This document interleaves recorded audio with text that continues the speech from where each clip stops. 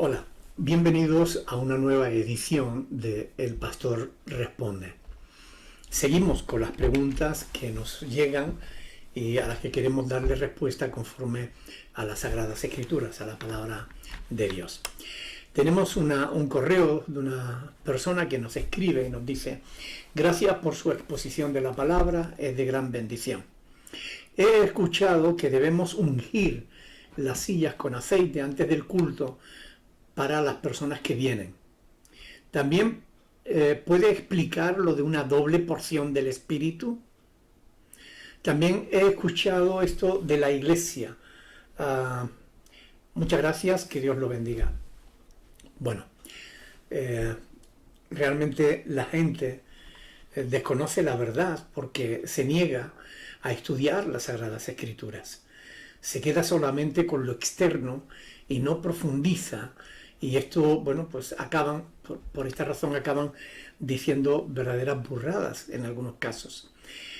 Yo he oído incluso a un pastor decir que se hace llamar a sí mismo pastor de la doble unción.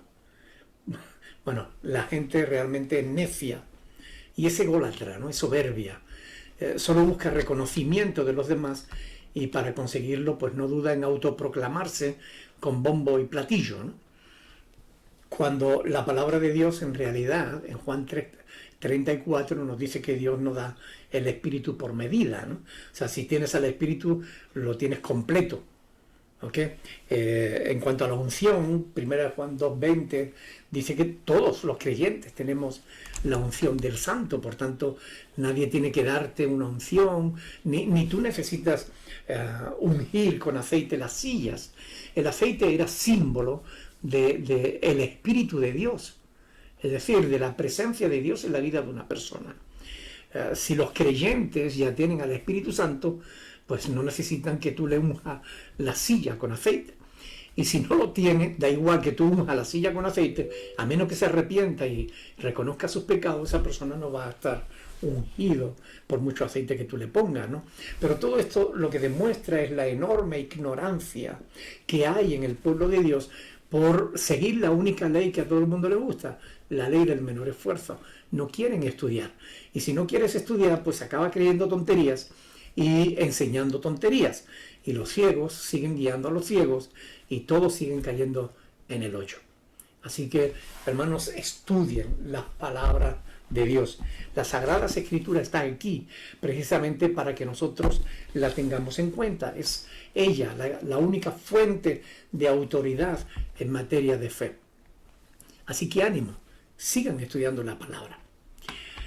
Bien, en otro correo se nos dice: Dios te bendiga, Pastor Nicolás, es probable que lo que he oído de sus palabras lo he malinterpretado, pero cuando has comentado sobre el ayuno, se ha enfocado o le ha dado más realce al ayuno escrito por Isaías 58, y has dicho que el verdadero ayuno, el que debemos practicar, no es y no es que no esté de acuerdo con el ayuno que el profeta Isaías escribió, pero en el Nuevo Testamento también se practicó el ayuno. De hecho, para echar fuera demonios es imprescindible la oración y el ayuno. Considero que tanto lo dicho por el profeta Isaías como el ayuno de abstenerse de alimentos, ambos deben practicarse. Le envío las citas bíblicas del Nuevo Testamento, que sé que las conoce muy bien. Mateo 9:15. Jesús les dijo: ¿acaso pueden los que están de bodas tener luto entre tanto que el esposo está con ellos? Pero vendrán días cuando el esposo les será quitado y entonces ayunarán. Mateo 17:21. Pero este género no sale sino con oración y ayuno. Marcos 2:20. Pero vendrán días cuando el esposo les será quitado y entonces en aquellos días ayunarán. Lucas 2:37. Y era viuda hacía 84 años y no se apartaba del templo, sirviendo de noche y de día con ayunos y oraciones. Hechos 14:23. Y constituyeron ancianos en cada iglesia, y habiendo orado con ayunos, los encomendaron al Señor en quien habían creído. Segunda de Corintios 6:5. En azotes, en cárceles, en tumultos, en trabajos, en desvelos, en ayunos. Segunda de Corintios 11:27. en trabajos y fatiga, en muchos desvelos, en hambre y sed, en muchos ayunos, en frío y en desnudez. Si puede aclararme este punto. Bueno, gracias hermana por escribir y por todos estos pasajes que ha citado. Ahora, cuando estudiamos la palabra de Dios debemos prestar atención a lo que leemos. Y si prestamos atención especialmente al contexto de lo que leemos, entonces entenderemos mucho mejor las Escrituras. Por ejemplo, Mateo 9:15, quienes insistían en el ayuno eran los discípulos de Juan y los fariseos. A estos Cristo no les dio la razón, sino que los corrigió. Cristo no le dijo a sus discípulos que debían ayunar, sino justamente les dijo lo contrario. Mientras estemos con el esposo, ¿cómo podemos estar de luto? Ahora, fíjate que Cristo pone el ayuno como una expresión de dolor, de luto. No sé en tu caso, pero yo puedo asegurarte que yo sigo con el esposo y estoy de fiesta con él y no de luto. Es decir, Marcos capítulo 2, versículo 20 es paralelo del texto anterior en el que se hace referencia a los 3 días que Cristo le fue quitado. Pero yo te pregunto, ¿acaso Cristo no resucitó de entre los muertos? ¿No volvió a estar con sus discípulos? ¿No prometió en Mateo capítulo 28, versículo 20, estar con nosotros todos los días hasta el fin del mundo? Yo sigo estando con Cristo. No estoy de luto. Cristo resucitó. Lucas 2:37 habla del testimonio de Ana, la profetisa, que era viuda a 84 años, hacía 84 años. Ella sí tenía motivos para estar de luto y practicar el ayuno. Además, ese no es un texto doctrinal que nos enseñe lo que debemos hacer, sino simplemente un texto histórico en el que se nos dice lo que Ana hacía. Pero no se nos enseña ni se nos manda a hacer lo mismo. Ahora, en los otros textos que ha citado, Hechos 14:23, 2 Corintios 6:5 y 2 Corintios 11:27, igualmente son textos históricos en los que se nos dice lo que Pablo hacía. Pero ¿se enseña en alguno de esos textos que nosotros tengamos que hacer lo mismo?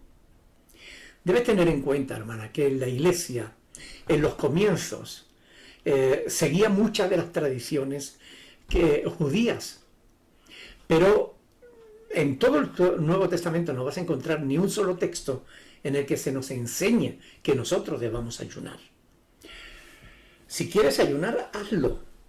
Pero hazlo como dice Isaías. No para que tu voz sea oída en los cielos. Hazlo como una práctica de autodisciplina personal. Pero hazlo como yo explico. Es decir, el ayuno no debe ser solamente abstenerte de alimentos. Si te abstienes de alimentos, que sea para compartirlos con el que no tiene. Ahora, hay otras cosas de las que nos tenemos que abstener. Y muchas veces no practicamos ese tipo de ayuno. Hay quienes ven demasiada televisión, quienes toman demasiado café, a pesar de que les perjudique. Hay quienes hacen muchas cosas que no deberían hacer. De eso es de lo que tienen que ayunar. ¿Okay? Ese es el verdadero ayuno que Dios quiere. Seguimos. Hay que seguir estudiando. Siempre hay que estudiar porque la escritura es muy hermosa, pero cuando se tiene en cuenta el contexto de los textos. Estimado pastor, me gustaría preguntarle cómo podemos saber si nuestras oraciones llegan al cielo y si es correcto agradecer y pedir siempre. Se lo pregunto porque a veces me da apuro pedirle al Señor con frecuencia, aunque lo que pido son cosas como que nos bendiga, que abra y cambie nuestros corazones y cosas así. Pido salud también. También me gustaría comentarle una pequeña preocupación que tengo. También se la he contado a Dios, aunque no es seguro y ha pasado muy poco tiempo, pero es que tengo un retraso. Y aunque no lo creo, muy posible, pero puede pasar. Pienso que pueda estar embarazada de nuevo. Tengo miedo y agobio. Si esto sucediera ahora, porque voy a traer a mi papá a casa, que ha estado muy malito ya no puede estar solo y necesita que lo cuiden.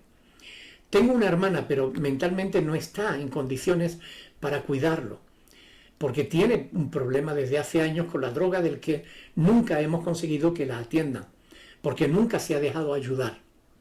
No tengo madre, murió de un cáncer hace años. Si el embarazo ocurriera, creo que no es el mejor momento, pero por supuesto tendría al beber. Tampoco nos sobra el dinero. Tengo una niña aún pequeña también y la crianza se me hizo muy dura, aunque también bonita. Siento mucho miedo, pastor. Me alegro mucho verle recuperado y disfrutando de enseñarnos y disfrutar y estudiar con todas las escrituras. Yo también disfruto cuando las leo, me siento bien. Bendiciones, pastor, para usted y su familia. Que pasen una feliz tarde de domingo. Querida hermana, gracias por tus buenos deseos y oraciones para mi salud. Respondiendo a tus preguntas, podemos saber que nuestras oraciones llegan al cielo, porque como está escrito, los ojos del Señor están sobre los justos y atentos sus oídos al clamor de ellos. Y claman los justos y el Señor los oye y los libra de todas sus angustias, porque cercano está el Señor a los quebrantados de corazón y Él salva a los contritos de espíritu. Esto lo tiene escrito en el Salmo 34. Al respecto de si es correcto o agradecer y pedir, sí lo es. Pues Cristo mismo nos enseña que debemos hacerlo. No debes tener miedo, aunque estés embarazada o no. Estoy seguro de que con la ayuda del Señor serás capaz de salir adelante. Nadie es tan fuerte como quien tiene a Dios en su vida. Te aconsejo que sigas el consejo del apóstol del apóstol Pedro. Es decir, que eches sobre el Señor tu ansiedad, porque Él tiene cuidado de ti. Primera de Pedro, capítulo 5, versículo 7. Medita cada día en el Salmo 34. En él, David cuenta cómo se libraba de sus miedos y de sus angustias. Dios te siga bendiciendo, mi hermana. Estaré orando para que Dios te siga bendiciendo, siempre. Un abrazo. Y bueno, y hasta aquí esta nueva edición de El Pastor Responde.